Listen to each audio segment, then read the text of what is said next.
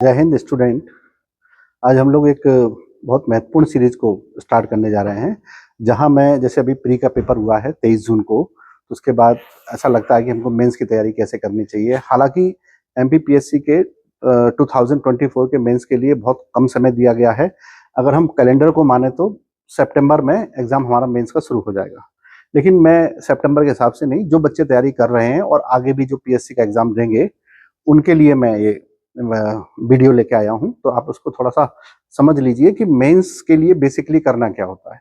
बहुत सारे बच्चों की क्वेरीज आई थी कि सर हमको एक अच्छा आंसर कैसे लिखना चाहिए, एक हम किसी आंसर को लिख करके कब सेटिस्फाई होंगे कि ये आंसर हमारा ठीक है ना, और कब हमारे आंसर में हमको ठीक ठाक मार्क्स मिल जाएंगे।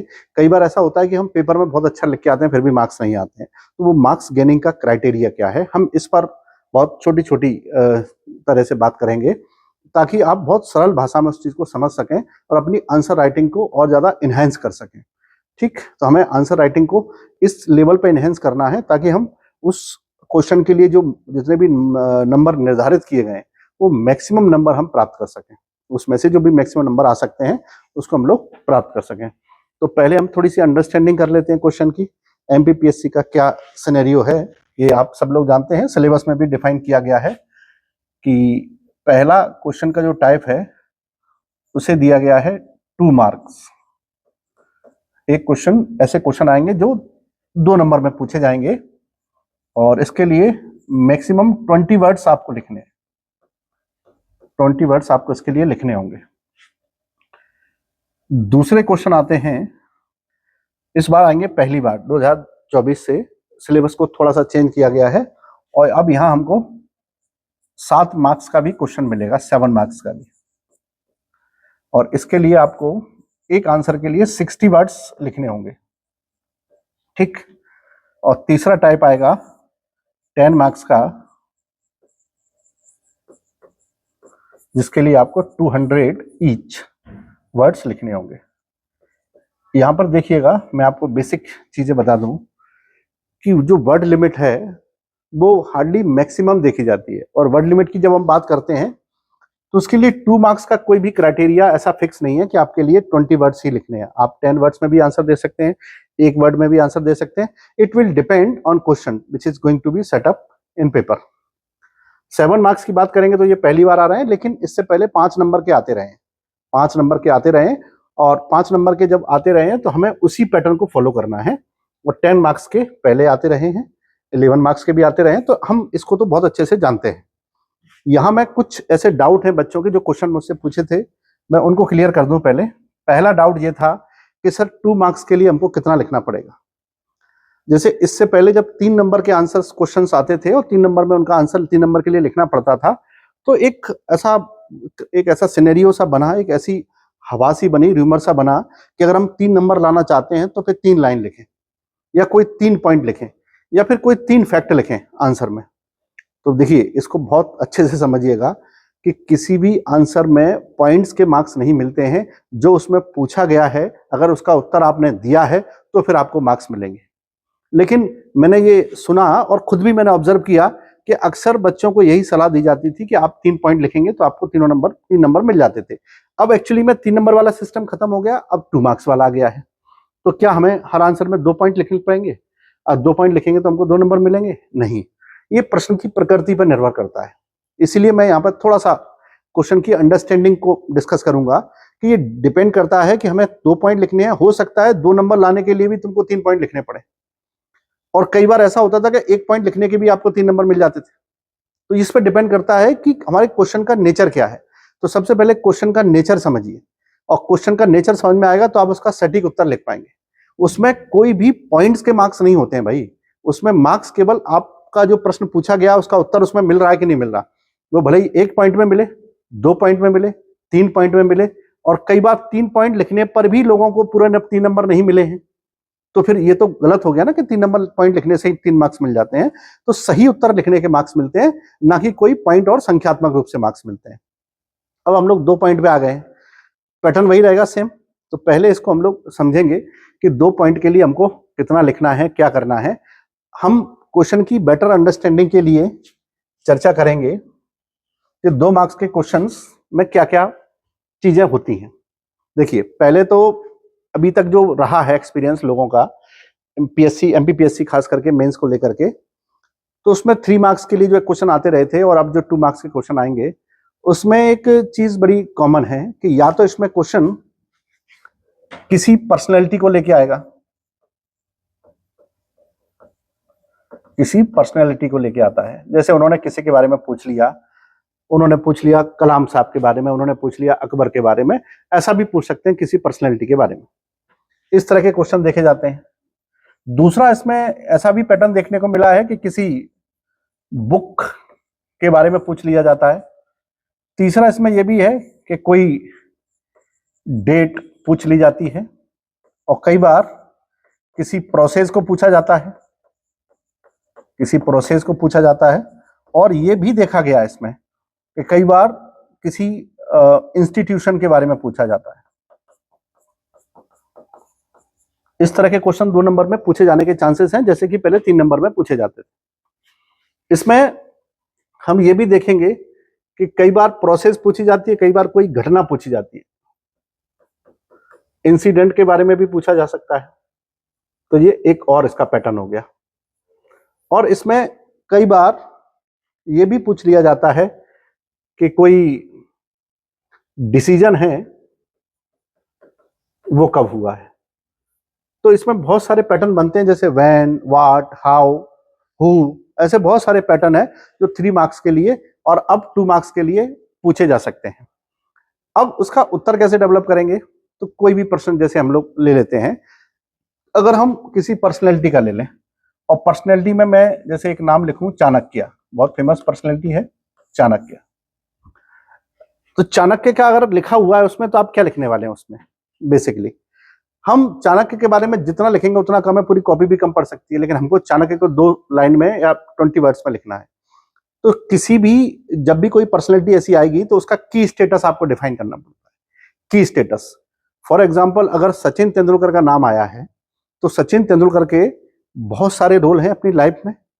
ही is father also, he is husband also, he is son also, he is brother also and he is cricketer also. तो क्रिकेटर उसके की स्टेटस है ना, बाकी की स्टेटस नहीं है। जिससे उसको पहचान मिली है वो की स्टेटस उसका क्रिकेट है, क्रिकेट प्लेयर है। तो चाणक्य को जो जाना जाता है बेसिकली, वो जाना जाता है एडवाइजर ऑफ मगध किंगडम के, स्पेशली ड्यूरिंग चंद्रगुप्त मौर्य। अब इनको हम लोग कम शब्दों में कैसे लिखेंगे? अगर हमें ऐसा लिखना है तो एक चीज को थोड़ा सा आप लोग फॉलो कर सकते हैं कि जब भी आपको ऐसा लगे, अगर आपको टेन्योर याद है तो आप टेन्योर को थोड़ा लिखेंगे तो ज्यादा ठीक लगता है ना। टेन्योर को लिखेंगे तो आपको थोड़ा सा ज्यादा ठीक मिलेगा। इसी को कहते हैं कि अगर हम टाइम पीरियड को डिफाइन कर देते हैं तो आंसर को ज्यादा अच्छा इनहेंस मिलता है। Chanakya has been one of the most prolific writer and political advisor, especially during Chandragupta Maurya, who is known for his finest work of Arthashastra in the field of politics. I think 2 line का हुए, 2 line का हुआ। आचार्य चाणक्य को एक लेखक और मगध साम्राज्य के सलाहकार चंद्रगुप्त मौर्य के दौरान के काल में माना जाता है, जिन्होंने राजनीतिक सिद्धांतों पर आधारित महत्वपूर्ण पुस्तक अर्थशास्त्र की रचना की। बहुत आसान है। देखिए उसका जो उत्तर बन सकता है 2 नंबर लाने के लिए, वो एक्सपेक्टेड यही होगा। और मैं पहले भी कहता रहा हूं कि मेंस के किसी भी प्रश्न का कोई भी उत्तर कभी भी 100% सही नहीं होता है, उसमें हमेशा ही कुछ ना कुछ ठीक करने की गुंजाइश होती है। तो पहले तो हमारे पास पूरा पेपर अच्छे से हमारा अटेम्प्ट होना चाहिए, और वो अटेम्प्ट तब हो पाएगा जब हम सभी चीजों पर थोड़ा थोड़ा अप्रोच करेंगे। कई बार ऐसी मेंटेलिटी भी पाई जाती है, लोग कहते हैं कि नहीं, अगर 5 नंबर का क्वेश्चन है तो हमको 5 में से 4.5 या 5 नंबर मिलना चाहिए। क्यों नहीं मिलेंगे 5? हम बहुत अच्छा लिखेंगे। बशर्ते आपको मिलेंगे 5, इसमें कोई दो राय नहीं है। आपको 5 में से 5 मिल सकते हैं। उसके लिए आपको एक आंसर पर बहुत लंबे समय तक काम करना पड़ेगा, और जरूरी भी नहीं है कि वो आंसर आपका आए एग्जाम में एज इट इज। तो हम किसी भी आंसर को प्लान करके नहीं रख सकते हैं, हम अपने आप को तैयार करके रख सकते हैं कि हमको कैसे आंसर लिखना है। तो आंसर को आप याद नहीं रख सकते हैं, you have to develop your writing skill, और वो भी टाइम के साथ। मैं थोड़ा टाइम मैनेजमेंट पे भी बात करूंगा। तो 2 नंबर में बहुत सारे पैटर्न आते हैं, इसकी प्रैक्टिस आपको रेगुलर करनी पड़ेगी।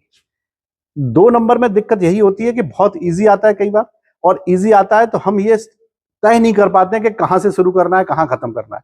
अगर शुरू तो कर दिया तो फिनिश करना भी जरूरी है।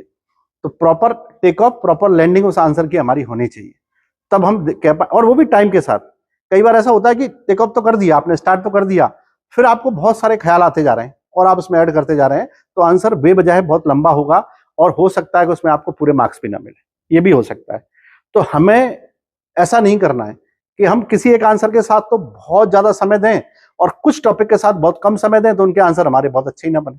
देखिए मेंस में एक बहुत अच्छा सिस्टम है कि मेंस में हम किसी भी आंसर को 100% तैयार नहीं कर सकते हैं, तो हम क्या करते हैं, उस आंसर को मैक्सिमम 85 to 90% तक तैयार कर लेते हैं।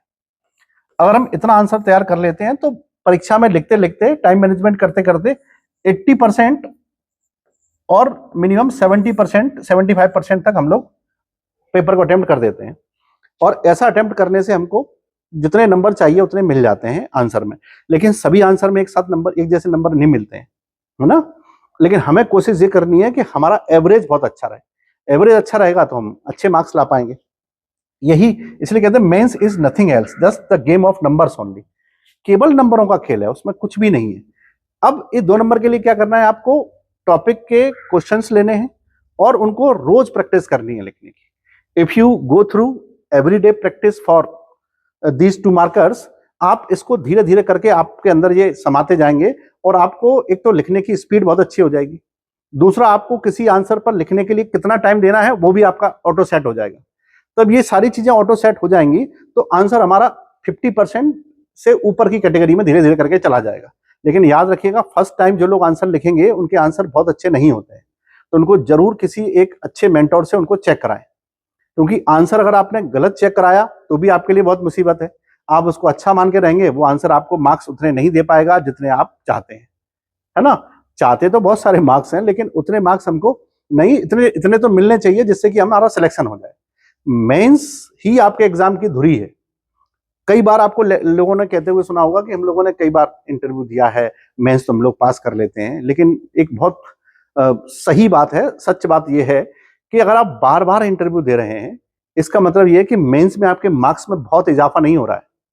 आप बिल्कुल उस कट ऑफ लेवल पर इंटरव्यू देने जाते हैं जिसमें आपके मार्क्स उसी लेवल पे हैं जहां से आप इंटरव्यू देने तो जाते हैं, और इंटरव्यू में आपको बहुत सारे नंबर चाहिए तब जाकर के आप इंटरव्यू क्वालिफाई कर पाएंगे। तो ऐसी स्थिति के लिए मत रहिए, आप मेंस पर बहुत फोर्स करिए, मेंस को बहुत एक्सीलेंट बनाइए। मेंस में आपके मार्क्स जितने ज्यादा होंगे आपके लिए एग्जाम उतना ही कंफर्टेबल होगा। इंटरव्यू के बारे में चिंता मत करिए, इंटरव्यू अच्छा भी हो सकता है, खराब भी हो सकता है, एवरेज भी हो सकता है। मैक्सिमम इंटरव्यू एवरेज ही होता है। अगर हमको एवरेज मार्क्स भी मिलते हैं और हम मेंस में बहुत अच्छे नंबर ले आते हैं तो हम लोग उस पोस्ट को ले लेंगे जिसे हम लोग सोच करके एग्जाम को देने के लिए बैठे थे। अब 2 मार्क्स की जब हम बात करते हैं, 2 मार्क्स हमारे एग्जाम में जो आएंगे वो एग्जाम कोर्स में से कैसे निकालेंगे, टॉपिक में से, तो वो लगभग लगभग प्री जैसे ही होते हैं। कहीं कहीं ना कोई पर्सन बहुत इंपॉर्टेंट होता है, कहीं किसी की डेजिग्नेशन बहुत इंपॉर्टेंट होती है, किसी भी एडमिनिस्ट्रेशन में कोई की फीचर है वो बहुत महत्वपूर्ण होता है, किसी के डिवीजन बहुत महत्वपूर्ण होते हैं, कोई टाइप पूछे जा सकते हैं। तो there are number of more than 20 types of patterns are available for 2 marker questions. तो उसमें 20 से भी ज्यादा तरह के क्वेश्चन पूछे जा सकते हैं, है ना। किसी भी घटना को लेकर के, व्यक्ति को लेकर के आंसर देते समय इस चीज का ध्यान रखिएगा, उसमें जो पूछा गया है उस पर आंसर लिखें आप। उसमें जिस पूछा गया है उसी एडजेक्टिव को लेकर के आप आंसर लिखेंगे तो ठीक आंसर होगा। जैसे व्यक्ति के बारे में पूछा गया तो आप लिखेंगे यह वह व्यक्ति था, तो आपके आंसर की बिगिनिंग वहीं से होनी चाहिए। अगर वो कोई प्रोसेस है तो आप उसको प्रोसेस के रूप में समझा देंगे, एडजेक्टिव है तो एडजेक्टिव के रूप फॉर्म में आंसर देंगे, और वर्ब है तो वर्ब के फॉर्म में आंसर देंगे। तो आंसर को उससे, क्वेश्चन से कनेक्ट करिए, और इसके लिए एक प्रैक्टिस लगती है, थोड़ा सा समय आपको देना पड़ेगा। At least you have to attempt 20 और 20 markers every day. You can attempt up to 50, but it will take time. We have to attempt some other 7 markers and 10 markers also. लेकिन इतना तो आपको करते रहना चाहिए, और उस आंसर को आंसर फॉर्मेट में ही लिखना है। कई बार ऐसा होता है कि जैसे बहुत सर ये तो बहुत सरल है, जैसे मैं ही आपसे कहूं discuss the uses of toilet soap. Toilet soap के उपयोग लिखिए। मुझे लग रहा है कि संसार में सभी लोग इसके यूजेस जानते हैं कि क्या क्या यूजेस है। जब इस आंसर देखने में इतना सरल है, ये लिखने में उतना ही डिफिकल्ट है, और मैंने उस पर एक कैप लगाया हुआ है कि आप 80 मार्क्स का लिख दीजिए, 80 वर्ड्स का लिख दीजिए। तो इस आंसर को शुरू कर इतना इजी है कि आपको स्टार्ट करने के लिए बहुत सोचना पड़ेगा, कहां से शुरू करूं, मेरे पास तो बहुत सारे वर्ड्स हैं, कहां से शुरू करूं, कहां से शुरू करूं, and you will spend at least 1 और 2 मिनट्स इन द थिंकिंग कि हाउ टू स्टार्ट। इसमें आपने 1-2 मिनट खराब किया। एक्चुअली में उस आंसर को लिखने के लिए आपको 1 मिनट भी नहीं है। एग्जाम के टाइम टेबल के हिसाब से आपके पास 1 मिनट भी नहीं है। 1 मिनट तो आपने सोचने में लगा दिया, क्योंकि आपको लगता है कि मैं बहुत अच्छा आंसर लिखूंगा, मेरे को आता है। और जिसके बारे में ज्यादा आता है उसको कट शॉर्ट करना बहुत दिक्कत होती है। अगर आपने उस आंसर को एक बार लिख के देखा होता पहले, और उस आंसर को किसी मेंटर ने चेक किया होता, तो जरूर उसने उसमें कुछ ना कुछ मार्किंग की होती कि अगर ये आंसर इतने वर्ड्स का आएगा तो उसमें ये वाले पॉइंट्स नहीं डालने हैं, और ये वाले पॉइंट्स पहले डालने हैं और जरूर डालने हैं। तो एटलीस्ट जब वो एक चेकिंग से गुजर गया है, आंसर जब चेकिंग से गुजर गया है, तो फिर अब वो आंसर आपके दिमाग में सेट हो गया है। जब दोबारा लिखने को आएगा आंसर, कभी पहली बार में तो आपने बहुत समय लिया, जो आंसर आपको 3 मिनट्स में लिखना था वो आपने लिखा है 6 मिनट में। लेकिन वही आंसर जब दोबारा आपके एग्जाम में सेट किया जाएगा, तो यू विल अटेम्प्ट इट 3.5, लगभग 3-3.5 मिनट में उसको लिख देंगे। Why? Because now you are prepared. अब आप तैयार है उस आंसर को लिखने के लिए, how to start, how to end, कहां से शुरू करना है, कहां उस पर एंड करना है। अब आप पहले जैसी दशा में नहीं है, अब आप सेकंड लेवल पर है, जहां आपको किसी आंसर को लिखने के लिए प्लानिंग नहीं करनी है। You have attempted so many times. तो अब अगर आप पहले से अटेम्प्ट कर चुके हैं, तो अब आप उसको ठीक से लिख पाएंगे, है ना। उस आंसर को आप ठीक से अच्छे से लिख पाएंगे, क्योंकि आपको उसकी स्टार्टिंग भी पता है, एंडिंग भी पता है। और जब एंडिंग और स्टार्टिंग हम लोगों को ठीक ठीक पता नहीं होती है, तो बीच में जो भी दिमाग में आता है हम सब लिख देते हैं, फिर वो आंसर हमारा हौश पौश हो जाता है, टाइम मैनेजमेंट भी बिगड़ता है और पेपर भी बिगड़ता है। तो इसको लेकर के आपको थोड़ा सा ध्यान रखना है, ताकि आप इन चीजों को ठीक से अटेम्प्ट कर पाए। ठीक से अटेम्प्ट करना बहुत जरूरी है, और आंसर आपका चेक होना चाहिए। देखिए, आप जितने आंसर तैयार करेंगे, या मान लीजिए कोई भी तैयार करता है, तो ये पॉसिबल नहीं है कि सारे आंसर उसके एग्जाम में एज इट इज आ जाए।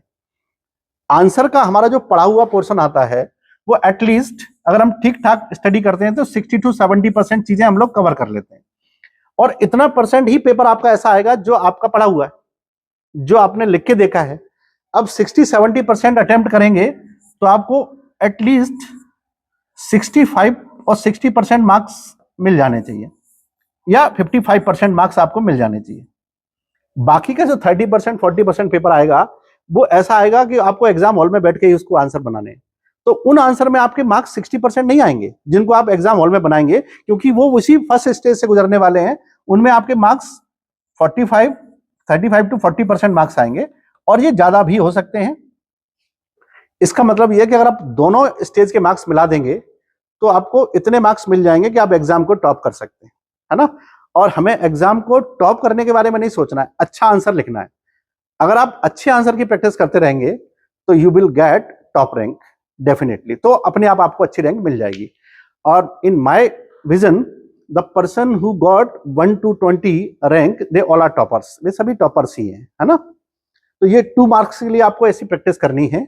और अभी मैं आपको एक आंसर कुछ लिख के भी दिखाऊंगा, ताकि आपको थोड़ा सा समझ में आएगा कि आंसर को किस प्रकार से स्टार्ट देना होता है और कैसे उसको फिनिश करना है। 2 नंबर के लिए आप बहुत ज्यादा पसोपेश में मत पड़िएगा, इजीली उसका आंसर आप लोग लिख सकते हैं, बशर्ते आपको उसकी रेगुलर प्रैक्टिस करनी पड़ेगी। If you go through regular practice for making your answers for 2 marks, then you will get perfect marks in 2 marks. आपको 2 मार्कर जितने भी आएंगे उसमें अच्छे मार्क्स मिलेंगे। मैं भी आपको टाइम मैनेजमेंट के बारे में थोड़ा सा बताऊंगा, ठीक। अब आता है हमारे पास 7 मार्क्स। 7 मार्क्स के लिए हमको 60 वर्ड्स लिखने हैं, और 60 वर्ड्स आप जानते हैं, आप एग्जाम की कॉपी में देखी होगी आपने, उस कॉपी में आप कैसा भी लिखेंगे तो एक जो उसकी लाइन आएगी, उसमें आपको मिनिमम 4 वर्ड तो आपके आते ही हैं। अगर आप थोड़ा छोटा लिखते हैं तो 5-6 भी आ जाते हैं, लेकिन 4-5 वर्ड तो आते ही आते हैं। तो इसको अगर देखा जाए तो 10 या 12 लाइन में आपका आंसर हो जाना चाहिए, है ना, 60 वर्ड्स के लिए। हाँ, अब यहां से शुरू होती है आंसर राइटिंग क्लास। 2 मार्क्स के लिए कोई स्पेशल क्लास की जरूरत नहीं है। मैं एक पैटर्न आपको यहां बता रहा हूं, उसको थोड़ा ध्यान में रखिएगा। ये आपकी कॉपी का पेज है, ये आपकी कॉपी का पेज है, और यहां से आपको आंसर लिखना शुरू किया है। ये आंसर मिनिमम 2 फेज में बटा होगा।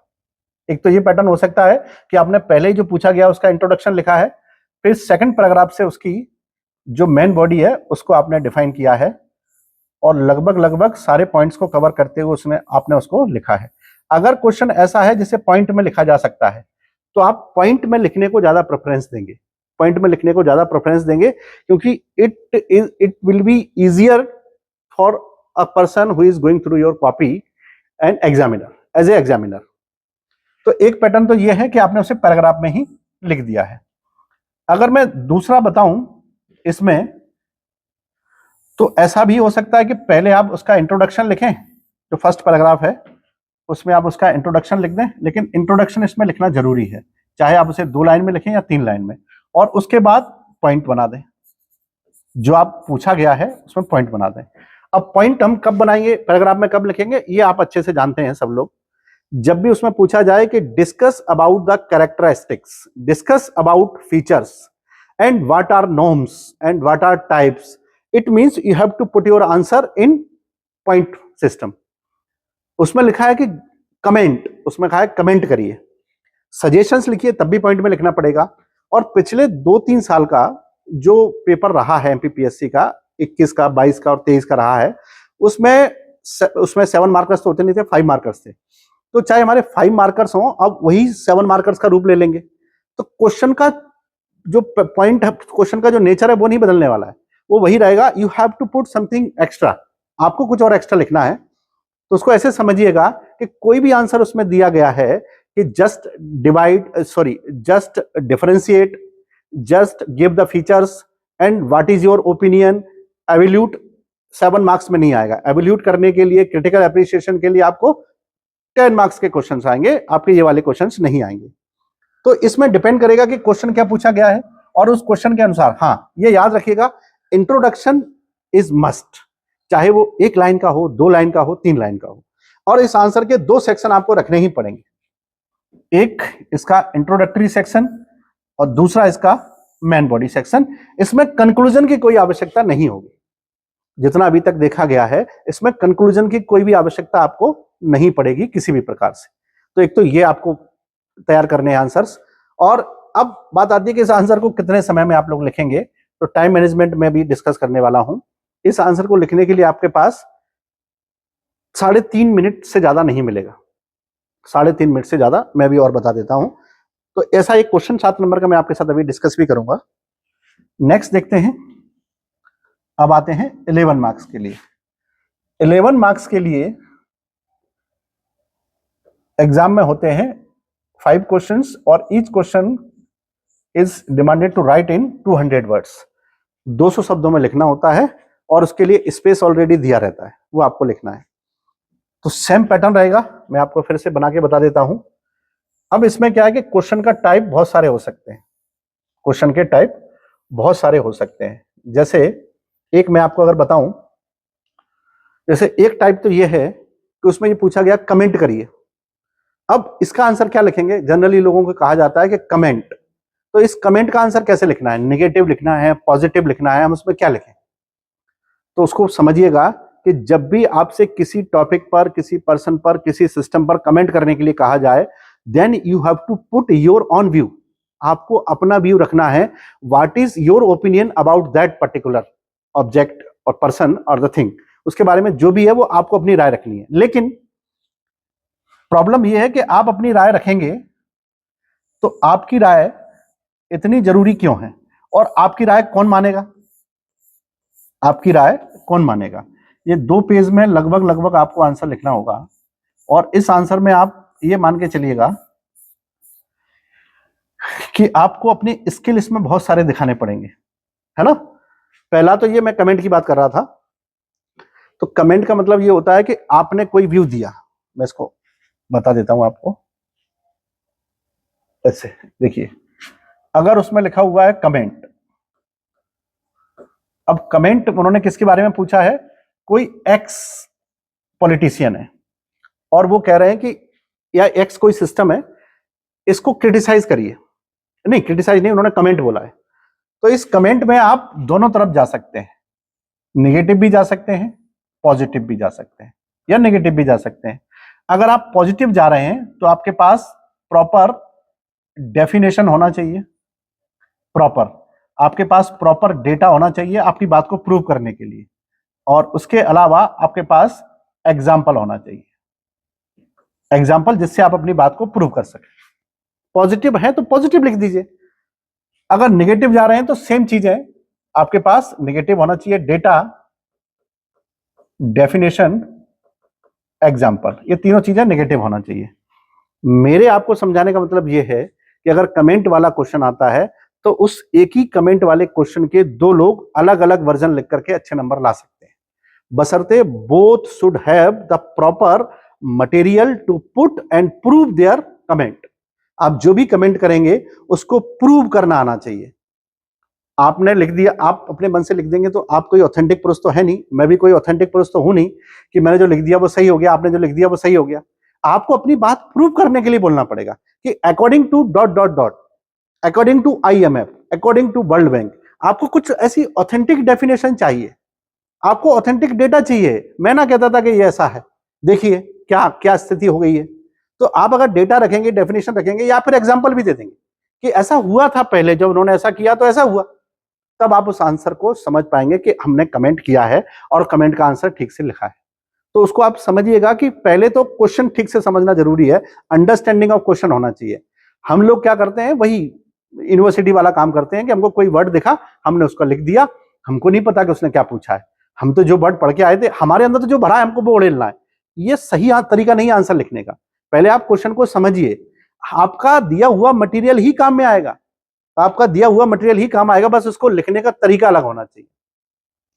एग्जाम में कोई इसको यूज नहीं करता है, लेकिन बहुत पुरानी कहावत है इंग्लैंड के बारे में कि इंग्लैंड में एक व्यक्ति एग्जाम देने जाता था, एक एग्जाम होते थे वहां पर कॉलेज के, तो उसमें एक ऐसे आता था, और ऐसे अक्सर आता था किसके ऊपर, उसके बारे में, बर्निंग हाउस, वो क्या कहते हैं उसको, एरोप्लेन जर्नी के बारे में।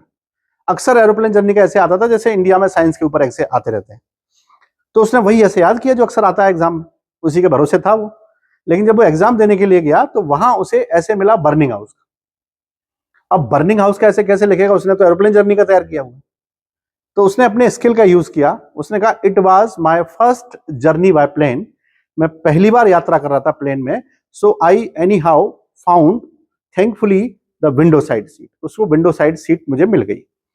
जैसे ही प्लेन टेक ऑफ किया, मैंने विंडो के बाहर देखा तो एक घर जल रहा था, and he started the burning house. उसने बर्निंग हाउस को लिखना शुरू कर दिया। अब प्रॉब्लम नहीं, उसने बर्निंग हाउस का तैयार किया था लेकिन उसे एरोप्लेन जर्नी का मिल गया। उसने अपना जो ऐसे तैयार किया था वो एरोप्लेन बर्निंग हाउस का तैयार किया, उसे एरोप्लेन जर्नी का मिल गया। तो उसने एरोप्लेन जर्नी की शुरुआत तो कर दी और बीच में पूरा बर्निंग हाउस ले आया, और बर्निंग हाउस का ऐसे जो उसको याद था वो पूरा लिखा, और जैसे ऐसे खत्म हुआ उसने कहा एरोप्लेन जर्नी खत्म। तो उसने किसी एक चीज को पकड़ करके उसको सही तरीके से उसमें रखा। तो यही होता है कि अगर आपने जो मटेरियल तैयार किया है उसे उस वे में रखिए जैसा कि उसमें पूछा गया है। जैसे पॉलिटी में बहुत सारे इजी क्वेश्चन आते हैं, जैसे पूछा जाता है कि what are the features which define very well क्या कहते हैं कोऑपरेटिव फेडरलिज्म इन इंडिया। तो ऐसे कौन से बिंदु हैं जो सहकारी संघवाद को भारत में परिभाषित करते हैं। हम शुरुआत क्या कर देते हैं कि सहकारी संघवाद क्या है, they know very well what does it mean by the cooperative federalism, उनको पता है अच्छे से क्या होता है। हम उस आंसर को अगर एक्सप्लेन करना भी है तो एक या दो लाइन में मैक्सिमम उसको करेंगे, उसके बाद सीधा हमको क्वेश्चन पे आंसर पे आना है, इधर उधर की बातों पे नहीं जाना है, क्योंकि हमारे पास बहुत लिमिटेड स्पेस होता है लिखने के लिए। तो चीजों को अगर प्रॉपर रखेंगे तो अच्छे मार्क्स आप ला पाएंगे। इसी में भी वही पैटर्न होता है कि पहला हमारे पास होगा उसका इंट्रोडक्टरी, मैं भी करके बताऊंगा आपको, एक एक क्वेश्चन सारे टॉपिक का लेके करके बताएंगे, और दूसरा उसका होता है मेन बॉडी, और तीसरे में हम लोग जाएंगे उसमें एग्जाम्पल और एक्स्ट्रा, और लास्ट पैराग्राफ उसका जाएगा एटलीस्ट कंक्लूजन के लिए। लेकिन यहां कंक्लूजन कोई हेडिंग नहीं होगी, यहां भी इंट्रोडक्शन कोई हेडिंग नहीं होगी, ये हमारे दिमाग में वर्चुअल रहेगा कि हम इंट्रोडक्शन लिख रहे हैं, इंट्रोडक्शन की हेडिंग नहीं डालनी है। और उस आंसर को, इस आंसर में आकर के ये देखा गया है कि जो ऐसे टाइप आंसर आते हैं उसमें लगभग 1 से 3 तरह की चीजें पूछी जाती हैं। कैरेक्टरिस्टिक्स भी पूछे हैं, इंपोर्टेंस भी पूछा है, और क्रिटिकल असेसमेंट भी पूछा है। तो हमको तीनों को ही थोड़ा थोड़ा स्पेस देना है। हम किसी एक को लिख करके नंबर नहीं ला सकते हैं, उसमें हमें तीनों चीजों को, वैरायटी को दिखाना पड़ेगा, तब जाकर के हम कह पाएंगे कि हमको थोड़े बहुत मार्क्स इसमें मिल सकते हैं, है ना। तो हमें उस आंसर की प्रॉपर राइटिंग के थ्रू जाना पड़ेगा, तब जाकर के आप इसमें, और इसको लिखने के लिए आपके पास बहुत लिमिटेड टाइम होता है, और आपके एग्जाम में ये टारगेट होना चाहिए कि कोई भी 10 मार्क्स का 11 मार्क्स, सॉरी 11 मार्क्स नहीं, 10 मार्क्स, 10 मार्क्स का क्वेश्चन आपका छूटना नहीं चाहिए। 10 मार्क्स का क्वेश्चन नहीं आते, 10 मार्क्स के आएंगे, तो ये 10 मार्क्स का क्वेश्चन आपका एग्जाम में छूटना नहीं चाहिए आपसे, है ना। ये आपको एग्जैक्टली दिमाग रखना है और कैसे भी करके मैनेज करना है, और 2 मार्कर्स भी नहीं छूटना है, वो हम बताएंगे अभी। अगर छोड़ने की नौबत आएगी तो हम लोग क्या करेंगे, तो मैं आपको ये बताने की कोशिश कर रहा था कि कैसे हमको इसको डेवलप करने हैं आंसर्स को, और आंसर को एक दिन में आपको लगभग 3 से 4 घंटे तो लिखना ही है। If you want to pass MPPSC, if you want to get the perfect post as you deserve or as you want, then you have to go through at least 3 to 4 hours in a day for answer writing. उसके लिए आपके पास question होना चाहिए, उनको लिखना है, you have to get check, आपको उनको चेक कराना है, और जो आंसर आपके ठीक होते जा रहे हैं उनको आप अलग से रखते जाएंगे, जिन आंसर को दोबारा लिखना है उनको फिर से लिखेंगे, यही आपको करना है। इसीलिए कहा जाता है कि mains exam needs preparation, not the study, study you have done already, अब आपको केवल प्रिपरेशन करनी है आंसर राइटिंग की, लिखने की, ठीक। नेक्स्ट है वर्ड लिमिट। वर्ड लिमिट आप लोग जानते ही हैं कि 20 है हमारी, किसके लिए, 2 मार्कर्स के लिए, और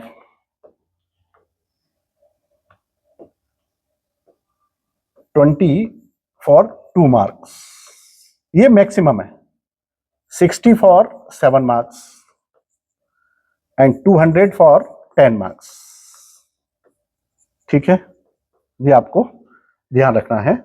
अब प्रॉब्लम ये है कि वर्ड लिमिट अगर पूरी ना हो तो, ऐसा कई बार होता है कि आप 10 मार्क्स का आंसर लिख रहे हैं और उसमें वर्ड लिमिट आपकी पूरी नहीं हो पा रही है, तो आप याद रखिएगा ये वर्ड लिमिट जो भी एग्जाम पेपर में दी होती है वो 10 प्लस या माइनस जा सकती है 10%, ये सबके साथ होता है।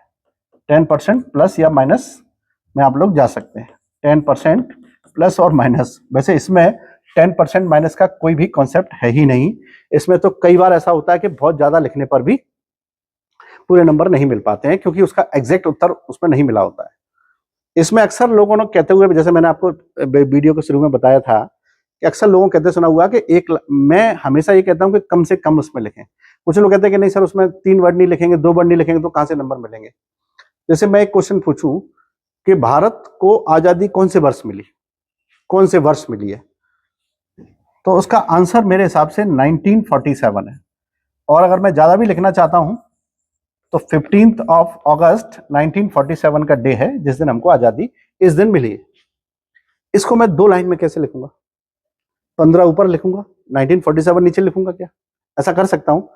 ऐसा करना गलत होगा। मेरा आंसर पूरा हो गया है, मेरा आंसर पूरा हो गया है, इसको मुझे बहुत ज्यादा समय नहीं देना है। यहां से मेरा बहुत समय बचेगा जिसे मैं किसी दूसरे ऐसे आंसर में यूज करूंगा जिस आंसर में मुझे हो सकता है 20 से भी ज्यादा शब्द लिखने पड़े।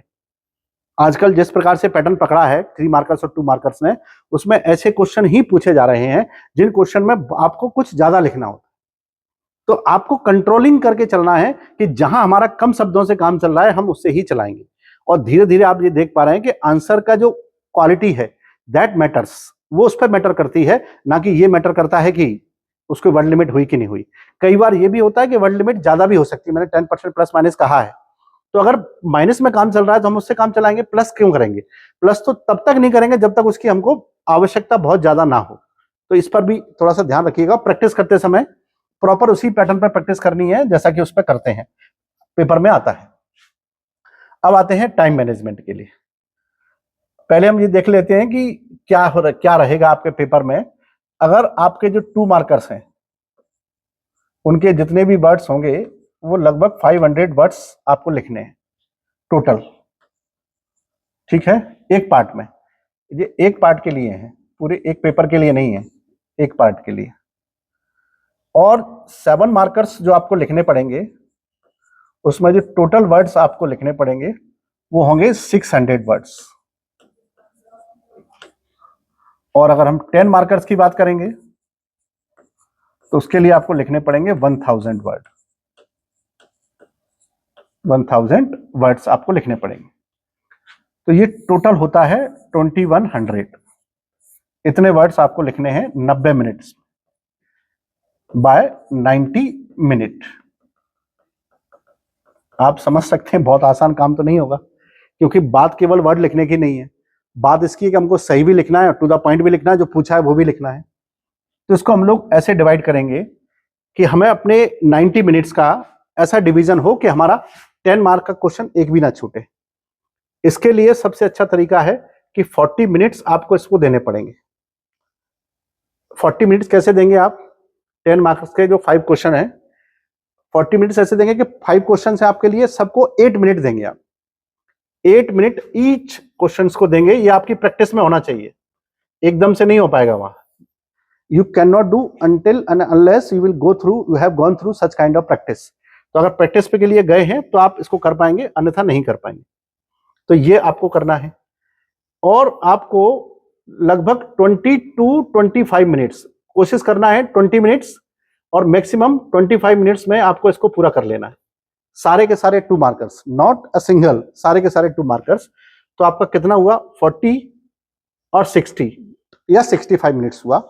अब आपके पास 10 आंसर लिखने हैं, वो भी 60 वर्ड्स के, और आपके पास अगर आप यहाँ 20 लेते हैं तो आपके पास 30 होंगे, 25 लेते हैं तो आपको 25 होंगे। तो यहाँ आपको कोशिश करना है कि मैं 20 में सारा करूं, और यहाँ आपको 35 या 30 मिनट्स आपको मिलेंगे। 30 मिनट में आपको ये सब करना है।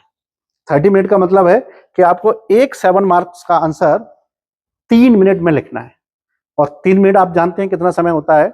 ये आप तब तक नहीं लिख सकते जब तक कि आपने उसकी प्रैक्टिस 3 मिनट में नहीं की हो। तो इसके लिए प्रैक्टिस आपके लिए बहुत मस्ट है।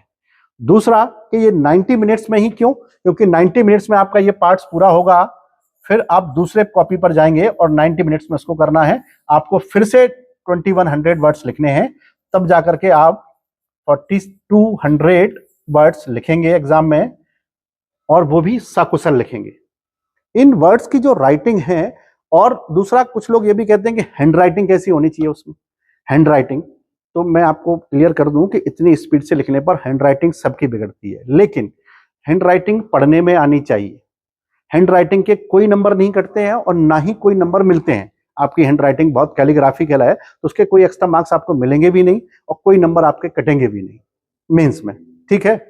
एक और कॉन्सेप्ट है उसमें कि भाई अगर पेपर छूट रहा है तो क्या करें। अगर आपने प्रैक्टिस नहीं की है तो आपका पेपर छूटना तय है, वो 100% छूटेगा ही छूटेगा पेपर आपका। लेकिन अगर आपने प्रैक्टिस कर ली है तो फिर आपका पेपर छूटेगा नहीं। तो पेपर नहीं छूटे उसके लिए क्या करना है? कोशिश ये करनी है कि जो समय आपको बताया गया है उस पूरे टाइम में प्रैक्टिस करनी है। 20 मिनट्स में आपको 2 मार्कर्स कंप्लीट कर लेने हैं, 30 मिनट्स में आपको 7 मार्कर्स कर लेने हैं, 3 मिनट्स मिलेंगे एक के लिए, और यहाँ आपको 8 मिनट मिलेंगे 200 वर्ड्स लिखने के लिए। ये भी समय में पूरा कर लेना है। अगर आप ये सब कर पाए तो आप पेपर को पूरा करने के बारे में सोच सकते हैं कि हम पेपर को पूरा कर लेंगे। लेकिन अगर प्रैक्टिस नहीं किया आपने, और वो भी एटलीस्ट आपकी 1 और 2 महीने की अच्छी प्रैक्टिस होनी चाहिए, क्योंकि ना केवल कॉपी भरनी है बल्कि उसमें सुटेबल आंसर भी लिखना है जैसा कि पेपर में चाहा गया है। ठीक, तो आप अच्छे से कर पाएंगे। राइटिंग में केवल इतना सा ध्यान रखना है कि इंग्लिश मीडियम की राइटिंग है तो इंग्लिश मीडियम जैसी दिखनी चाहिए, और हिंदी मीडियम की राइटिंग है तो वो हिंदी मीडियम जैसी एक सभ्य अभ्यर्थी जैसी राइटिंग होनी चाहिए। बस उस राइटिंग में साफ सुथरी हो, स्पीड मेंटेन हो, पढ़ने में आनी चाहिए। अच्छी राइटिंग के कोई मार्क्स नहीं मिलेंगे, खराब राइटिंग के मार्क्स आपके कटेंगे भी नहीं, है ना। ये आपको दिमाग में रख के चलना है, और तभी आप उसकी प्रैक्टिस अच्छे से कर पाएंगे। ठीक, अब मैं थोड़ा सा कुछ क्वेश्चंस हैं उनको आपके साथ डिस्कस कर देता हूं।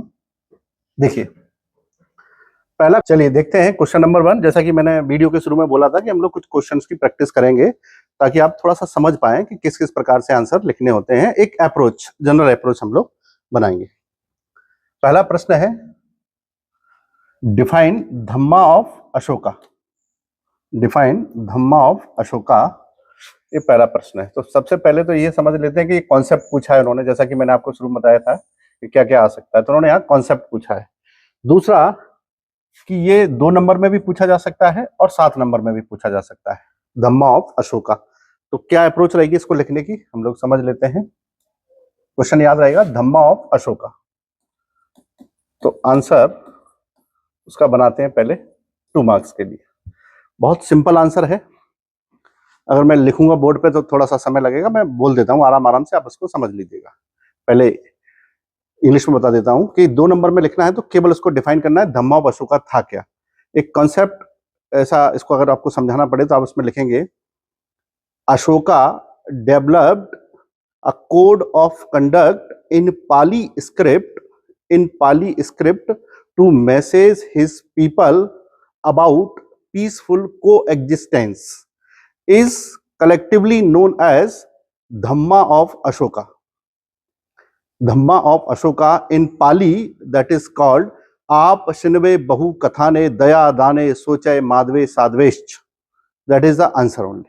अशोक ने अपने शासनकाल में अपनी प्रजा को संदेश देने के लिए सद्भाव, शांति और अहिंसा पर आधारित जिस संहिता को विकसित किया था उसे अशोक का धम्म कहा जाता है, जिसे संक्षिप्त में आप सिनवे बहु कथाने दया दाने सोचे माधवे साधवेश के नाम से जाना जाता है। That is the answer only as per the demand of question. Now it will depend a person who is going to check this answer। उसमें वो हो सकता है उसमें कुछ और एक्सपेक्टेशन रख रहा हो, लेकिन अगर प्रश्न का नेचर समझेंगे तो उसमें केवल अशोका का धम्म पूछा है और इसका एग्जैक्ट आंसर इस पूरे के पूरे डेफिनेशन में आता है a code of conduct in English. Ashoka का धम्म क्या था? एक कोड ऑफ कंडक्ट था या एक कोड था, इसको कहेंगे संहिता थी एक। बिल्कुल सही है, संहिता या नियमों का संकलन था। अगर यहां से भी शुरू करेंगे तो इस आंसर को अच्छा कर लेंगे आप। एक नियमों या आचारों का संकलन था। ठीक, समझ पाए? ये उसका बेसिक है। तो इसको हमने समझा कि कैसे लिख सकते हैं। दूसरा, मैं यहां पर एक एक्स्ट्रा चीज ये बताना चाह रहा हूं कि dhamma of Ashoka was different from the dharma of Ashoka. Ashoka का जो रिलीजन था, अशोका का जो रिलीजन था वो था बौद्ध धर्म, और धम्मा उसके नियम थे। धम्मा उसके नियम थे। तो we can not say that dharma of Ashoka was the dhamma of Ashoka. ये दोनों अलग अलग चीजें थी। हाँ, ये लाइन कही जा सकती है कि dhamma of Ashoka was highly influenced by the his dharma. Ashoka का धर्म बौद्ध धर्म था जो खुद शांति और अहिंसा पर आधारित है, इसीलिए अशोक के धम्म पर उसके धर्म का प्रभाव स्पष्ट रूप से दिखाई देता है। ये ठीक वैसे ही है कि जिस विचार के, जिस आचार के लोग किसी कोड को डेवलप करते हैं, उनके विचार उस कोड में दिखने लगते हैं। जैसे महात्मा गांधी से जब पूछा गया संविधान के बारे में तो उन्होंने स्त्री शिक्षा, मुफ्त शिक्षा और जो एलिमेंट्री एजुकेशन है उसके लिए, और मदर टंग में जो एजुकेशन है उसके लिए, और पंचायतों के लिए अपने विचार दिए जो संविधान में दिखाई देते हैं। तो जो व्यक्ति जैसा कोड डेवलप करता है उसके विचार उस कोड में दिखाई देते हैं, है ना। इसीलिए ये माना जाता है कि अशोका का जो धम्म है वो उसके बौद्ध धर्म से प्रभावित था, लेकिन उसका धर्म अलग है, धम्म अलग है। धम्म नियमों की संहिता है और धर्म अशोका की एक आइडियोलॉजिकल प्रैक्टिस है जिसे वो बुद्धिज्म के रूप में किया करता था ड्यूरिंग हिज लास्ट फेज, है ना। तो ये उसका आंसर हुआ। अब अगर यही आंसर आपको 7 नंबर में लिखने के लिए आएगा कि discuss about Dhamma of Ashoka, Ashoka के धम्म के बारे में समझाइए, तो पहला पैराग्राफ तो यही जाएगा कि सम्राट अशोक ने अपने शासनकाल में सत्य, सद्भाव और शांति और अहिंसा के विचारों पर आधारित नियमों का एक संकलन या एक संहिता प्रस्तुत की, जिसे अशोक के धम्म के नाम से जाना जाता है। इस संहिता के तहत अशोक द्वारा प्रस्तुत किए गए विचार इस प्रकार है। तो उसका जस्ट इंट्रोडक्शन हुआ। Ashoka developed a code of conduct based on non violence, peaceful coexistence and peaceful status, and to develop some social harmonious relations, that is called dharma of Ashoka, and its features are following। इसकी विशेषता इस प्रकार है। अब इसमें क्या करना पड़ेगा, अब इसमें हम लोग पॉइंट्स बनाएंगे यहाँ पर, तभी आंसर 7 नंबर के लिए जाएगा। तो कौन कौन से पॉइंट रहेंगे इसमें, आप बहुत अच्छे से समझते हैं। इसमें कोई भी नई चीज नहीं है और कोई भी स्पेशल चीज नहीं है। Just I am discussing the way of writing answers. I am not making enhance your knowledge. मैं आपका नॉलेज नहीं बढ़ा रहा हूं, मैं ये बता रहा हूं कि उसको यूज कैसे करना है। जब हम उसका डेफिनेशन दे चुके हैं तो हम लिखेंगे कि अशोका का जो धम्म है वह अशोक ने कलिंग युद्ध के बाद विकसित किया, पहली विशेषता, यानी वह अशोक के पीसफुल एग्जिस्टेंस को शो करता है। तो अशोका ने अपने धम्म की नीति को कलिंग युद्ध के बाद प्रमोट किया। ठीक। दूसरा कि according to dhamma Ashoka was Priyadarshi, वह प्रियदर्शी था, वरना कलिंग से पहले अशोका को चंड अशोक कहा जाता और उसके बाद वो महान अशोक या फिर प्रियदर्शी, देवनाम प्रियदर्शी के नाम से जाना गया। According to dhamma every animal, every human being should have tolerance with each activities of people surrounding him. हर व्यक्ति को, हर प्राणी को अपने आसपास रहने वाले प्राणियों के साथ दया का भाव रखना है। ठीक। अहिंसा को ही प्रमोट करना है, हिंसात्मक गतिविधियों वाले व्यक्ति को स्वीकार नहीं करना है। नेक्स्ट, हर व्यक्ति को धर्म का प्रचार करना है, धर्म का प्रचार करना है, जो कि अशोका ने उस समय बौद्ध धर्म के रूप में कई डायरेक्शन में बहुत सारे लोगों को भेजा था उसका बौद्ध धर्म का प्रचार करने के लिए, जैसे रक्षित को, महारक्षित को, महाधर्म रक्षित को, मध्यम को, इसके अलावा सोन को, उत्तरा को, महेंद्र को, संघमित्रा को, महादेव को, इतने सारे लोगों को उन्होंने अलग अलग डायरेक्शन में सेंड किया, भेजा उन लोगों को।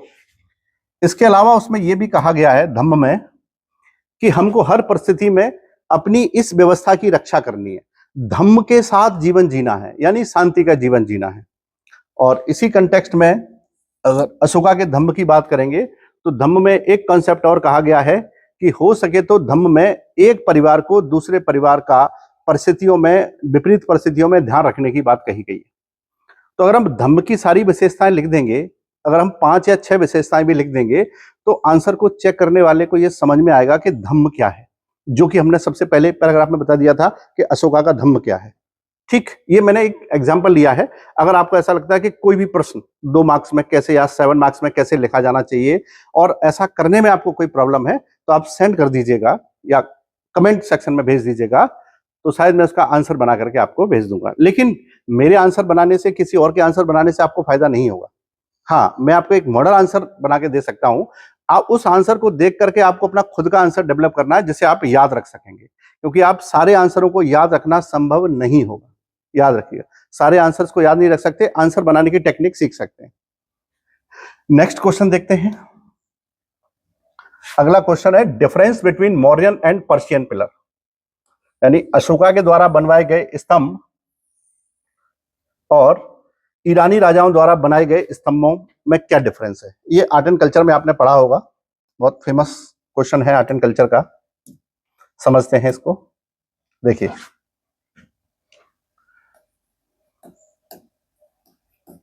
Mauryan pillar and Iranian pillar. Answer का इंट्रोडक्शन कैसे जाएगा? इंट्रोडक्शन ऐसे जाएगा, Ashoka the ruler of Mauryan Empire is widely famous not for his political contribution, while he is famous for his architectural contribution, in which the pillar art is one of the famous architectural contribution presented by Ashoka during that time. Though Ashoka got inspired about the art of pillars making and pillars establishment from Iranian king Darius, even he developed a different types of pillars. तो ये थोड़ा सा बड़ा introduction है, इसको थोड़ा सा कम कर लीजिएगा आप, किसी भी एक दो लाइन को हटा करके, क्योंकि इतना बड़ा इंट्रोडक्शन जाएगा तो फिर हमारा आंसर की जो टाइमिंग है वो खराब हो जाएगी। इतना बड़ा जाएगा तो उसको थोड़ा छोटा करिएगा। अब मैं इसको थोड़ा सा डिफरेंस कर दूं। पहला, मौर्यन पिलर्स कभी भी किसी भी ह्यूमन बीइंग फिगर से माउंट नहीं किए जाते। अशोका के पिलर के ऊपर कभी भी आपको ह्यूमन फिगर नहीं देखने को मिलेंगे। You can find elephant, you can find lion, you can find peacock, you can find bull. तो आपको बैल मिल सकता है, हाथी मिल सकता है, मोर मिल सकता है, शेर मिल सकता है। अशोका के पिलर पर, यानी मौर्यन जो पिलर्स थे, they were not mounted with human figures, while Iranian pillars were found with mounted figures, with human mounted figures only, है ना। तो वो उसमें पाए जाते थे। लेकिन आपको एग्जाम में आंसर ऐसे नहीं लिखना है जैसे आपको यहां दिख रहा है, ये मैंने आपको डिफरेंशिएट करने के लिए बताया। आंसर को ऐसे लिखना है, पॉइंट 1, जैसा मैंने बोल के बताया कि Mauryan pillars were not mounted with human figures, while Iranian pillars were found with mounted with human figures। वे इसी में पाए गए हैं। नेक्स्ट वन, यानी अशोका के पिलर के ऊपर शीर्ष पर किसी भी मानव आकृति के प्रमाण प्राप्त नहीं होते हैं, मानव आकृति नहीं लगाई जाती थी, जबकि ईरानी पिलर्स के ऊपर, स्तंभों के ऊपर सदैव मानव आकृतियां ही प्राप्त होती या हुई हैं। दूसरा, Mauryan pillars were found monolithic. Monolithic मतलब एकाश्म, एक ही पत्थर से बने हुए, while Persian pillars were founded with collection of various pieces made of different stones।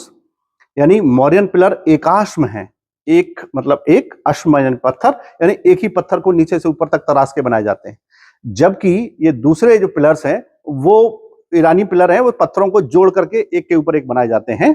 ठीक, तो दूसरा डिफरेंस, अशोकास मौर्यन पिलर्स या अशोकास पिलर कुछ भी कह सकते हैं आप, मौर्यन पिलर या Ashoka's pillars were found in monolithic, while the Iranian pillars were found collection of various pieces made of different stones। अलग अलग पत्थरों को जोड़ करके बनाया गया।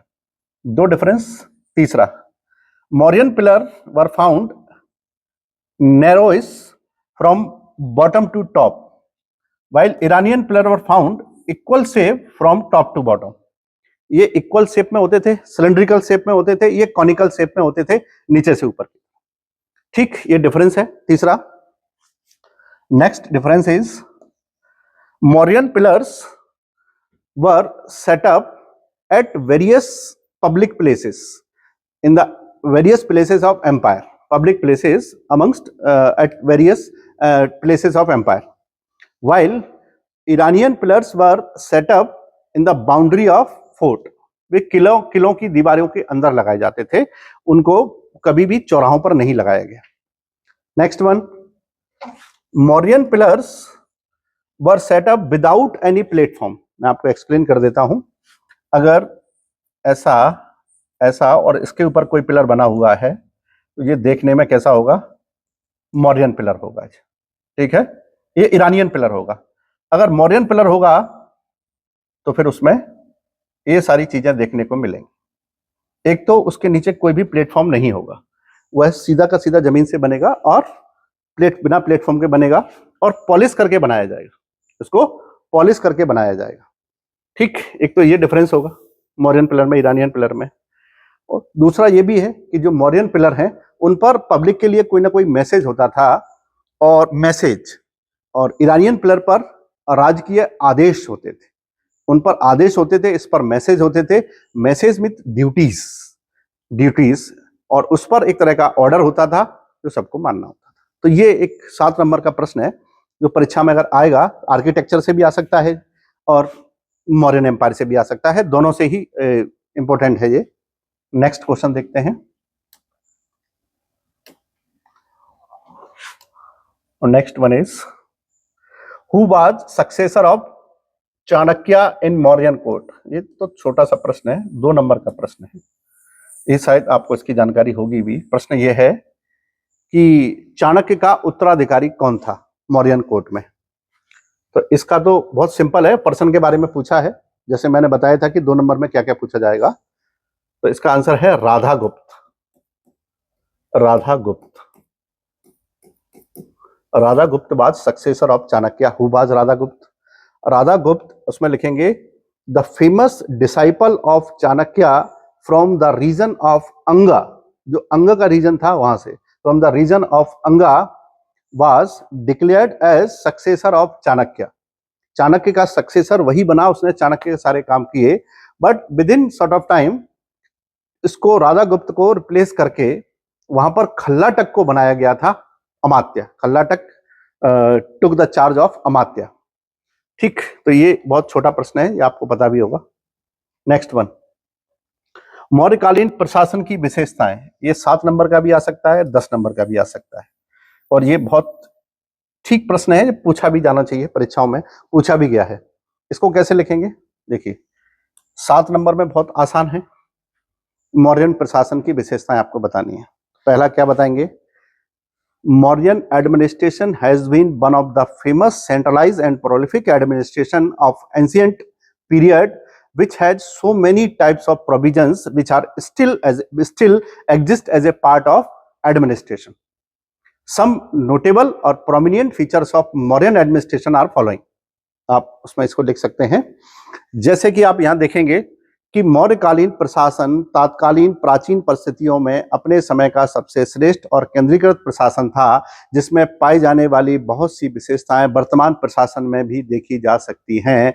मौर्य प्रशासन की प्रमुख विशेषताएं इस प्रकार हैं। ठीक, अब विशेषताएं क्या होंगी? अभी तो इंट्रोडक्शन बना है। पहली विशेषता होगी it was centralise with suitable distribution of power. ये लाइन उसमें ऐड करनी है। It was centralise but suitable distribution of power, यानी जो अपनी जो व्यवस्थाएं थी सुटेबल, उसका एक अच्छे से डिस्ट्रीब्यूशन किया गया था। ठीक है, यह केंद्रीकृत था, लेकिन व्यवस्थाओं का जो शक्तियों का वितरण है वो बहुत योग्यता के आधार पर किया गया था। Next one, there was a system called Upadha Parikshan was based to appoint ministers, है ना। उपधा परीक्षण के आधार पर ही मंत्रियों को नियुक्त किया जाता था कि किसको क्या काम करना है। तो इट वाज द टेस्ट और it was the examination to decide the eligibility of individual. तो ये उसमें एक योग्यता के आधार पर पदों को नियुक्त किया जाता था प्रशासन में। Next one, this administration consist of 3 types of ministers just like तीर्थ, अमात्य एंड अध्यक्ष। And there were categorized in 3 different way. Top ministers, centralized ministers were given 48,000 pund per annum, and the next level of ministers were given 24,000 pund per annum, and the next one is 4,000. अध्यक्ष were got 12,000 pund per annum. समझ गए? ये 3 तरह के ministers उसमें होते थे जिन्हें अलग अलग तरह की सैलरियां दी जाती थी। यहां पर आपको जब ये लिखेंगे 3 types of ministers were called, तो वहां पर आपको ये भी लिखना है कि फॉर एग्जांपल समाहर्ता, सन्निधाता, प्रदेष्टा, कर्मांतपाल, दांडिक, ईटीसी। कुछ लोगों के 1-2 लोगों के नाम जो आपको याद आए उनको लिख देंगे, है ना। Next one, administration was divided into different provinces. ये लाइन जरूर लिखनी है ना। तो हमने ऊपर सेंट्रलाइज लिखा है, लेकिन ये भी लिखा है कि with suitable distribution of power, शक्तियों का सही बंटवारा किया गया। तो मौर्यन एम्पायर को कैसे बांटा गया? अलग अलग रीजन्स में। देखिए, एक उसके जो प्रोविंस बनाए गए थे, एक प्रोविंस था Uttarapatha with its capital Takshashila, then Dakshinapatha with its capital Suvarnabhumi, Avanti with its 2 adjoining capitals, Ujjaini and Mahismati. And the next one is Kalinga with its capital Toshali. And the next one, Prachi, that its capital was Magad, Pataliputra.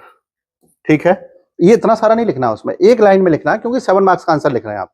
तो उसमें ये लिखेंगे कि Mauryan administration was centralise, even it was divided into different provinces just like Uttarapatha, Dakshinapatha, Avanti and Kalinga and Prachi, ऐसे उसको divide कर रखा था।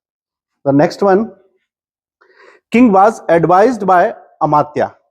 किंग को अमात्य लोग सलाह देते थे, amatya, and king was highly protected, और राजा की सुरक्षा सबसे ज्यादा की जाती थी। ठीक है, नेक्स्ट लास्ट पॉइंट में उसमें आप ये लिखेंगे कि during Mauryan administration there were so many types of different provisions related to the welfare and development, because there was provision of judiciary separately, though it was superficially controlled by king or samrat, even it has so many types of divisions just like Dharmastha nyayalaya, Kantak Shodhan nyayalaya and Nagar Kot nyayalaya, and there were so many other divisions. There was provision of secret agents and there was provision of welfare meetings. तो इतनी सारी चीजें हमने मौर्यन प्रशासन के बारे में लिखी हैं। ठीक है। तो इससे समझ में आता है कि मौर्यन प्रशासन की हमने हाइलाइट्स बनाई है, लगभग 6 से 7 मैक्सिमम या 8 पॉइंट हम लोग उसको लिखेंगे और इन पॉइंट्स को एलोबरेट नहीं करेंगे क्योंकि आंसर हमको 7 मार्क्स का लिखना है। तो जब तक हम 7 और 8 पॉइंट को लिखेंगे और इंट्रोडक्शन को लिखेंगे, हम लोग 60 वर्ड की लिमिट पूरी प्राप्त कर लेंगे और स्पेस भी पूरा हमारा हो जाएगा। इससे ये पता लगेगा कि हमने आंसर को एज पर डिमांड अटेम्प्ट किया है, उसको एज पर डिमांड अटेम्प्ट किया है। नेक्स्ट क्वेश्चन इज, हाँ एक मिनट, जब इसी को हमें 10 मार्क्स में अटेम्प्ट करना है तो जिन पॉइंट्स को हम लोगों ने एलिबरेट नहीं किया है उन्हें हमने एक पूरी की पूरी लाइन में लिखा है, उनको हम हेडिंग बना करके लिखेंगे। कैसे, देखिए इंट्रोडक्शन सेम रहेगा, हेडिंग में बनाएंगे केंद्रीय प्रशासन, सेंटर एडमिनिस्ट्रेशन, इसको हेडिंग बनाएंगे और इसके अंदर लिखेंगे कौन कौन से ऑफिसर इसको कैसे कंट्रोल करते थे, कैसे उनको अपॉइंट किया जाता था। तो it will have more than 20 to 30 words इसमें आएंगे, 40 भी हो सकते हैं। इट डिपेंड करेगा कि आपने सेंटेंस कैसे फॉर्म किए हैं। सेंटेंस थोड़े से छोटे फॉर्म करिएगा, इसीलिए पहले से इसको करके देख लीजिएगा। अगर वर्ड लिमिट ज्यादा हो रही है तो उसमें से क्या कट डाउन करा है उसको देखिएगा, अगर कम हो रही है तो क्या ऐड करना है इसको भी देखिएगा। तो आंसर अगर पहले से प्रिपेयर रखेंगे तो ठीक समय लगता है हमारा और सही समय में हम उस आंसर को कर पाते हैं। नेक्स्ट पॉइंट रहेगा प्रोविंशियल एडमिनिस्ट्रेशन, जो मैंने अलग से पॉइंट बनाया था उसमें, इसको यहाँ हेडिंग बनाकर इसमें लिखेंगे कौन कौन से प्रोविंस थे, उनकी क्या क्या कैपिटल थी और किस किस डायरेक्शन में थे। ठीक, इससे हमारा दूसरा पॉइंट बनेगा। तो इसमें भी हमारे 30 वर्ड्स के आसपास आएंगे। और तीसरा हेडिंग हम लोग इसमें बनाएंगे कि उस समय का जो एडमिनिस्ट्रेशन है उसमें किस किस प्रकार से डिस्ट्रीब्यूशन किए गए थे पावर के या ड्यूटीज के। ठीक है, फिर इकोनॉमिक एडमिनिस्ट्रेशन की बात करेंगे। इकोनॉमिक एडमिनिस्ट्रेशन, जहां कौन कौन सी करेंसी यूज की जाती थी, जैसे कारसापण था, धरण था, भाषक था, इन कौन कौन सी करेंसी यूज की जाती थी एडमिनिस्ट्रेशन को चलाने के लिए। साइमल्टेनियसली हम लोग यहाँ पर टैक्सेशन भी यूज कर लेंगे कि वहां कौन कौन से टैक्स यूज किए जाते थे, जैसे प्रवेश, निष्काम में, हिरण्य, ये टैक्स, भाग, भोग, ये सारे टैक्स वहां पर यूज किए जाते थे। इनको भी अपन इसी हेडिंग में कवर कर लेंगे। And next will be the social system. Social system की जब बात आएगी तो वहां लिखेंगे कि महिलाओं की पोजीशन कैसी थी, how were the condition of women. जैसे मौर्य काल में महिलाओं की स्थिति बहुत अच्छी नहीं थी, लेकिन फिर भी जो रॉयल लेडीज थी उनकी स्थिति ठीक थी, उनको बहुत सारी प्रॉब्लम्स नहीं उठानी पड़ती थी, वो लोग पढ़ी लिखी थी और एडमिनिस्ट्रेशन में भी हेल्प करती थी। मंत्रियों की पत्नियां उनको बहुत सारी सलाह देती थी, है ना। तो ये इसमें आएगा एडमिनिस्ट्रेशन। इसके अलावा जो जुडिशरी है उसको भी एक्सप्लेन करना पड़ेगा। Dharmastra, there were 2 different types of court during Mughal period, just like Dharmastra and Kantak Shodhan, and both were used to tackle different types of matters, civil matters and criminal matters, दोनों को किए जाते थे। फिर उसके बाद में लिखेंगे कि कौन कौन से प्रोमिनेंट ऑफिसर्स होते थे एडमिनिस्ट्रेशन को चलाने के लिए अमात्यों के अलावा। और ये पूरा का पूरा जो सिस्टम था मौर्यन एडमिनिस्ट्रेशन का, ये आचार्य चाणक्य के सप्तांग सिद्धांत के अनुसार चलता था। पूरा सप्तांग जो सिद्धांत था, 7 part theory of Chanakya, that is called Saptanga theory presented by Chanakya. Chanakya ने कहा था कि किसी भी स्टेट के 7 डिफरेंट अंग होते हैं, उसके बिना वो स्टेट अच्छे से एग्जिस्ट नहीं कर सकता है। उन्होंने कहा था कि उसमें किंग एक फिलोसॉफिकल होना चाहिए और राजा के कुछ कोड ऑफ कंडक्ट होने चाहिए, उसे कहाँ जाना है, कहीं नहीं जाना, कहाँ बैठना है, कहाँ उठना है, कैसे वो काम करेगा। तो उसमें ये सारी चीज किंगशिप उसके अंदर होनी चाहिए, है ना, किंगशिप उसके अंदर होना चाहिए। इतना अनकॉमन नहीं होना चाहिए, उस राजा को इतना कॉमन भी नहीं होना चाहिए कि लोगों को लगे ना कि ये राजा। शायद इसीलिए ट्रेडिशन आया कि राजा थोड़ा सा अलग प्रकार की वेशभूषा में रहता है ताकि लोगों से अलग दिखे, ये शायद ट्रेडिशन इसीलिए आया होगा। दूसरा, उसमें वो कहते थे कि फोर्ट्रेस होना चाहिए राजा के लिए, सुरक्षा के लिए किला होना चाहिए। राजा को अच्छे सलाहकार मंत्री मिलना चाहिए, क्योंकि जिसके मंत्री बहुत अच्छे हैं वो राजा को कहीं से कहीं पहुंचा देंगे, जिसके मंत्री अच्छे नहीं है वो राजा को ऊपर से नीचे भी ला सकते हैं। फिर वो कहता राजा के पास एक ट्रेजरी होना चाहिए। आचार्य चाणक्य की जो बुक है अर्थशास्त्र, उसका पहला कोटेशन यही है कि finance is an axis of administration, वित्त प्रशासन की धुरी है, बिना वित्त के प्रशासन नहीं चलता है। और ऐसा चाणक्य का मानता था कि मगध की सेना तो पेट के बल चलती बिना पैसे के बिल्कुल भी काम नहीं कर सकती है, तो बिना फाइनेंस के तो काम करने का सवाल ही नहीं होता था। ठीक, नेक्स्ट वन, उसमें वो कहता है कि एक ऐसा हमारा फ्रेंड होना चाहिए जिसके साथ हम लोग अलायंस बना सकें at the time of emergency. जब भी ऐसा लगेगा कि कोई हमारे ऊपर अटैक करने वाला है तो ऐसे अलायंस हमारे पास होना चाहिए जिसके साथ हम लोग अलायंस कर सकें, जैसे फ्रेंड होना चाहिए।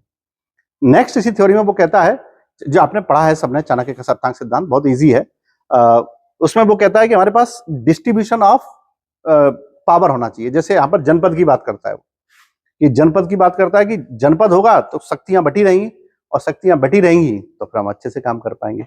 तो इस तरह से इसमें यह भी मेंशन करना है कि इसको लिखना नहीं है पूरा, केवल इतना सा लिखना है कि the administration of Mauryan period was based on the principles developed by Chanakya through his Saptanga theory. उस पर उसको भी फॉलो करता था, उपधा परीक्षण को फॉलो करता था। तो जो पॉइंट्स हमने डिस्कस किए हैं इनको आप एलोबरेट करेंगे तो आपका आंसर लगभग 190 के आसपास पहुंचेगा वर्ड्स में। इतना सफिशिएंट है आपके लिए उस आंसर को लिखना। लेकिन ये तब संभव हो पाएगा जब आप आंसर को लिखना शुरू करेंगे। जब आप आंसर को लिखना शुरू करेंगे और लिख करके उसे चेक करवा लेंगे, किसी से चेक करवाएंगे एक बार तो थोड़ा ठीक रहेगा, ताकि एग्जैक्ट आपको कमियां पता लगेंगी। Next one, features of Mauryan society. अच्छा प्रश्न है। मौर्यन सोसाइटी के फीचर्स की बात करेंगे तो आप ये लिखेंगे कि Mauryan administration has various types of welfare programmes, that is why Mauryans developed a different types of society with holistic approach, and the holistic development approach with the specific features as following। और उसमें ये भी लिख देंगे कि the social society of Mauryans is well defined by two different notable texts as अर्थशास्त्र of Chanakya and indica of Megasthenes. Chanakya के अर्थशास्त्र में और इंडिका के मेगास्थनीज में मौर्यन सोसाइटी के बारे में बहुत सी जानकारी मिलती है, जिसके पॉइंट्स इस प्रकार हैं। पहला, according to Megasthenes Mauryan society was divided different in 7 different classes. The consist of king, consist of soldiers, consist of inspector, consist of craftsman, consist of Ahir, consist of sabhasad, जो मेंबर्स हैं कोर्ट के, वो तो इनमें डिवाइडेड थी। According to Arthashastra by Chanakya the Mauryan society was divided into Brahmin, Kshatriya, Vysya and शूद्र। दोनों ने सोसाइटी का डिस्क्रिप्शन अलग अलग किया है, याद रखिएगा। अगर वो 3 नंबर में 2 नंबर में आपसे पूछेगा कि मौर्यन सोसाइटी को मेगास्थनीज ने कितने हिस्सों में डिवाइड किया है, तो आप कहेंगे 7, और चाणक्य ने किस में किया है, 4 हिस्सों में, ब्राह्मण, क्षत्रिय, वैश्य और शूद्र। वहां पर इसमें एक चीज और लिखनी है कि Mauryan society has the description about slavery. Slavery का डिस्क्रिप्शन मिलता है क्योंकि स्लेवरी के बारे में आचार्य चाणक्य ने एक्सप्लेन किया है अपने अर्थशास्त्र में। वो लिखते हैं कि there were 18 different types of slaves were found in Mauryan empire, while as per description presented by Megasthenes there was no slavery in Mauryan period। तो वो कहते हैं कि वहां पर कोई स्लेवरी थी ही नहीं। ठीक है, एक तो ये डिफरेंस हमको देखने को मिलेगा। Mauryan period has very downtrodden condition of women, though the condition of female from royal houses were able to have education, able to suggest their husbands in their official matters। तो वहां पर condition 2 तरह की थी। जो निम्न वर्ग की महिला, उनकी कंडीशन अच्छी नहीं थी, उन्हें दास के रूप में भी रखा जाता था, और जो अपर क्लास की महिला थी उनकी कंडीशन बहुत अच्छी थी। Next, during Mauryan period condition of women was not very good because prostitution was exist on very large scale. Prostitution and the provision of vishkanya was flourished in various parts of Magadh. Magadh के बहुत से हिस्सों में विषकन्या का प्रावधान भी चलता था, जो एक झूठा फैलाया गया तंत्र था वहां पर। तो ये वहां पर देखने को मिलता है। फिर दूसरा है कि मौर्यन पीरियड में Shudras were also allowed to have some agrarian business, agrarian works. तो उनको कुछ कृषि कार्य करने के लिए भी प्राप्त होते थे। तो अगर हम इन सारी हेडिंग्स को एलोबरेट कर देंगे तो हमारा 10 मार्क्स का बनेगा। अगर हम हेडिंग को एलोबरेट नहीं करेंगे तो 7 मार्क्स का आंसर होगा। तो ये थोड़ा सा डिफरेंट होता है आंसर्स को लिखने में। अगर इन आंसर्स को आप पहले से लिख लिख के रख लेंगे तो शायद मुझे लगता है कि एक अच्छा आंसर बना पाएंगे जो आपको सटीक मार्क्स दिला पाएगा, है ना। तो ये आपको करना ही पड़ेगा अगर आप मेंस लिखना चाहते हैं तो। दूसरा मेरा मैसेज उन लोगों के लिए भी है जिनको ये लगता है कि मेंस अभी तो हमारा होना नहीं है 2 महीने में, तो हम कैसे करेंगे। समय 2-2 महीने करके ही निकलता है। इफ यू हैव डिसाइडेड कि मुझे पीएससी में ही सेलेक्ट होना है, आप ये डिसाइड कर चुके हैं कि मुझे पीएससी में ही सिलेक्ट होना है, तो फिर आपको ये करना पड़ेगा, क्योंकि पीएससी में सिलेक्ट होने के लिए मेंस तो लिखनी पड़ेगी, और आज नहीं तो कल लिखनी पड़ेगी, कल नहीं तो परसों लिखनी पड़ेगी। तो उसकी तैयारी कब करेंगे। आपके पास उसके लिए अलग से कोई टाइम नहीं मिलता मेंस की तैयारी करने के लिए, और हम लोग प्रीलिम्स में लगे रहते हैं। प्रीलिम्स का पेपर बहुत डिफिकल्ट नहीं आता है एमपीपीएससी, आप भी जानते हैं, थोड़ा फैक्चुअल आता है, बट इजी पेपर आता है और आसानी से उसको किया जा सकता है। लेकिन जो मेंस है वो आसानी से नहीं किया जा सकता है। लोग प्री को इसलिए भी ज्यादा पसंद करते हैं पढ़ना क्योंकि प्री इजी है पढ़ना, वही किताब लेके बैठो और कुछ फैक्ट वैक्ट है उनको पढ़ते रहो तो अच्छा लगता है। और मेंस के लिए आपको प्रॉपर उस पर चेयर पर बैठ के टेबल पे रख के लिखना पड़ता है, रोज 2-3 घंटे प्रैक्टिस करनी पड़ती है, कभी देख करके कभी बिना देख करके करनी पड़ती है, तो उसमें थोड़ी मेहनत लगती है। और शायद मुझे ऐसा लग रहा है इसी को हम लोग एग्जाम में लगने वाली मेहनत कहते हैं, है ना। क्योंकि एग्जाम की मेहनत का मतलब वो बिल्कुल नहीं होता है। एग्जाम की मेहनत का मतलब ये बिल्कुल नहीं होता है कि उस मेहनत को लिया जाए कि जो हम घर पर बैठे बैठे बिस्तर पर बैठे बैठे आसानी से कर लेते हैं। मेहनत एक्चुअली में वो होती है कि जब हमको नींद आए तब भी हम पढ़ रहे हैं, भूख लग रही है तब भी हम पढ़ रहे हैं। अगर भूख लगने पर खाना खा लिया, नींद आने पर सो गए, तो हमारी सारी दिनचर्या एक जैसी है, उसमें एक्स्ट्रा मेहनत कहाँ दिखेगी हमारी। इसीलिए स्टूडेंट की मेहनत दिखती है कि वो अपने कुछ ऐसे पसंदीदा कामों को छोड़ करके वो पढ़ाई को समय देता है।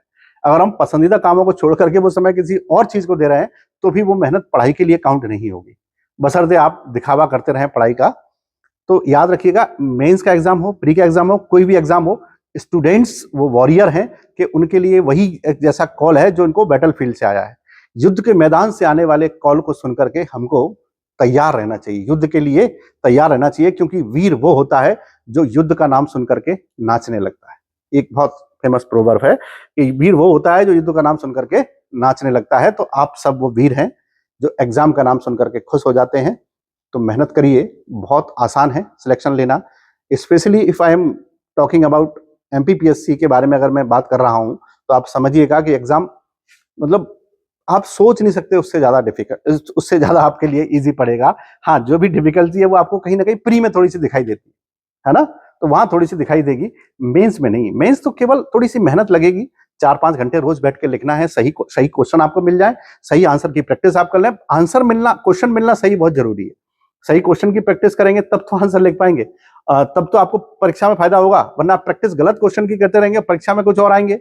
देखिए, हमारा प्रैक्टिस क्या हुआ सेम तो नहीं आता है, लेकिन ये तय है कि 50 से 60% अगर हम लोग सही आंसर की प्रैक्टिस करते हैं तो हमको एग्जाम में मिल जाते हैं। तो इसीलिए अगर हम सही क्वेश्चन की प्रैक्टिस करेंगे तो एग्जाम के बहुत पास होते जाते हैं, है ना। और एग्जाम के में जो लिखने का डर होता है वो भी धीरे करके खत्म हो जाता है।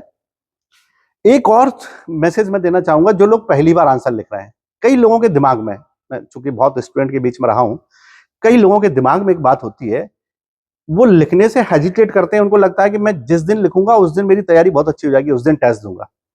तो आप याद रखिएगा, जिन्होंने दिया होगा उनको पता होगा कि आप कभी भी वो समय नहीं आता है जिस दिन हमारी तैयारी टेस्ट की अच्छी हो जाए मेंस के लिए। क्योंकि जब भी पहली बार टेस्ट देने जाएंगे तो पहला ही टेस्ट होगा आपका। और पहले टेस्ट में लोग कैसा लिखते हैं मुझे पता है अच्छे से, कितना बेकार लिखते हैं। लेकिन ये भी मुझे पता है अच्छे से कि जितनी बार लिखते हैं उतनी बार अच्छा लिखते जाते हैं, जितनी बार लिखते हैं उतनी बार अच्छा लिखते जाते हैं। ये बहुत सटीक बात है, इसको कोई नहीं ठुकरा सकता है। तो लिखिए बारंबार, अपनी जितनी भी कमियां हैं लिखावट की उनको लिख लिख करके दूर कर दीजिए और लगातार लिखिए, है ना। उससे आपका लिखावट भी अच्छी होगी, स्पीड भी बढ़ेगी। और मैं प्रॉमिस करता हूं कि आपको मेंस का एग्जाम देते समय ठीक ऐसा ही लगेगा जैसे आप टेस्ट दे रहे हैं, है ना। बस लिखने से कभी कतराना नहीं है, घबराना नहीं है, क्योंकि आप यहां लिखने से घबरा सकते हैं, कतरा सकते हैं, लेकिन जिस दिन पेपर होगा मेंस का, वहां से कैसे भागेंगे आप?